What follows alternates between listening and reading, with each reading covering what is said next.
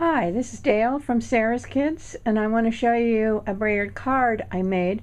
But first I want to show you the cards I made in a class I took with Michelle Zindorf. This is one of the first cards. I think you can see that. I was really proud of myself because I didn't know how to brayer. I had tried it before, but I just got streaks and lines and terrible things. And here's another one, and here's the third.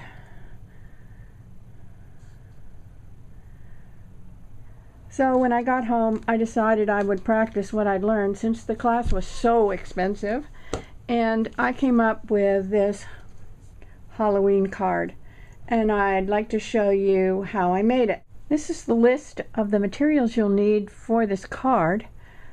You can stop the computer and the movie and copy the list if you want to. I'll just read it very quickly. You need cardstock in white, orange, and black, stamps by Art Deco and Inka-Dinka-Doo, a brayer, scrap paper, and a sponge, dye inks in yellow, orange, and dark red, a post-it note and circle punch, black pigment ink or Versamark, embossing powder and a heat gun, Martha Stewart bat punch and bat border, pop dots, adhesive, and letter paper. The first thing I did was stamp this stamp, and here it is. I mounted it on easy foam. I stamped it on a clear acrylic so I could position the moon in the right place. And I punched out of these post-it notes a circle with my Creative Memories circle punch. So I have the punch here, and you have to open. Okay, so here's the punch, and I positioned the stamp in the middle of this card, and I kind of just approximated where to put the circle for the moon. I don't want that to be colored when I brayer. It needs to go up just a bit. I cut the cardstock just a little bit bigger than what I want the finished thing piece to be, because it gives me some room to fuss with the stamp once I get the cardstock brayered. And now we're ready to brayer. First you have to ink up your brayer, and you run it across the stamp pad about 5 times or so, and then the trick is to brayer off, run it up and down, and then go on the card.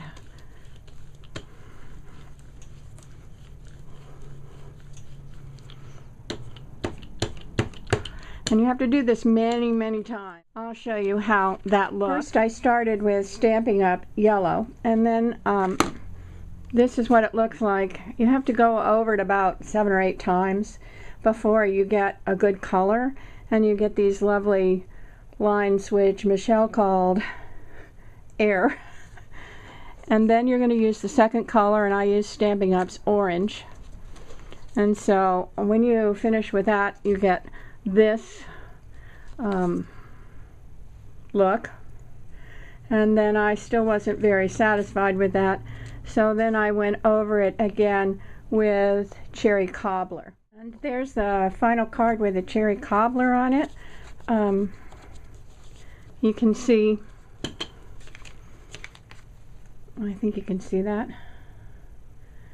And you make it darker than you think it should be because the ink dries, and it dries a little lighter than you think.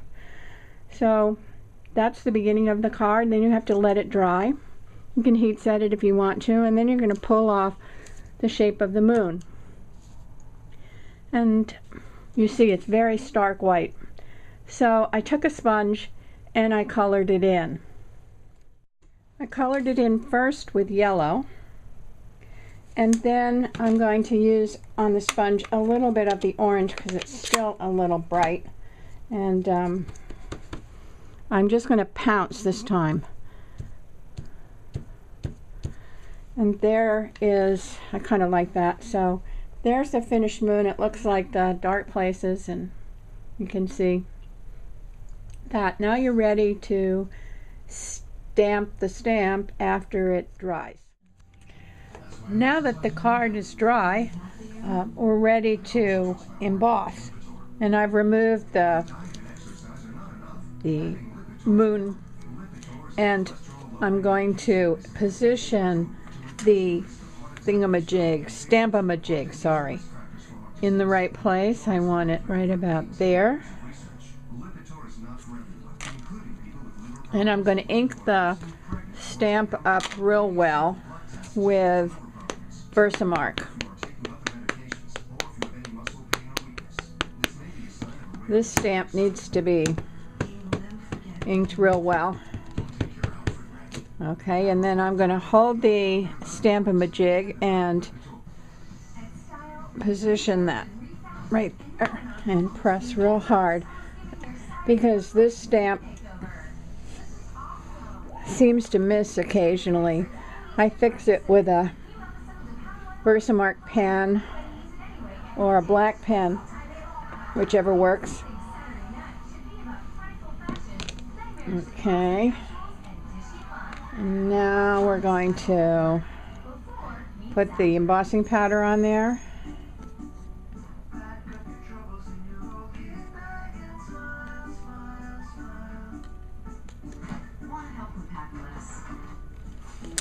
And you see that moon is right where it's supposed to be.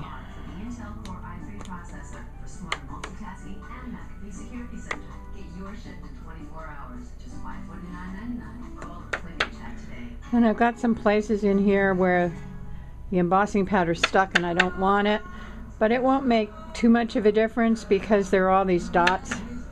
And this is, after all, a Halloween card. So I'm going to heat this up now. Now you can see that there are some spots right in here that need to be touched up with the embossing powder, and I'll do that right now with a Versamark pen and a little more embossing powder. Now I've cut the main image down so that it will fit on the card, and I've mounted that on a piece of black cardstock, and then on a piece of orange, and then on a black card that opens this way. And now we're ready to put the saying on there. I stamped and embossed Happy Haunting and then pop dotted it, and I'm going to set it over on an angle right there where I've kind of made a goof because these black spots shouldn't be there, so we'll just hide them and stamp that there. And then we need a bat, and I have Martha Stewart's bat punch, and I'm going to pop that up and set it right there. And that's the outside of the card. Now the card is black, so it would be kind of hard to write your name or a message inside. So I usually, when I'm using a dark card like this, put a piece of white in there, and I have Martha Stewart's bat border punch, and I'm going to punch along the edge of that.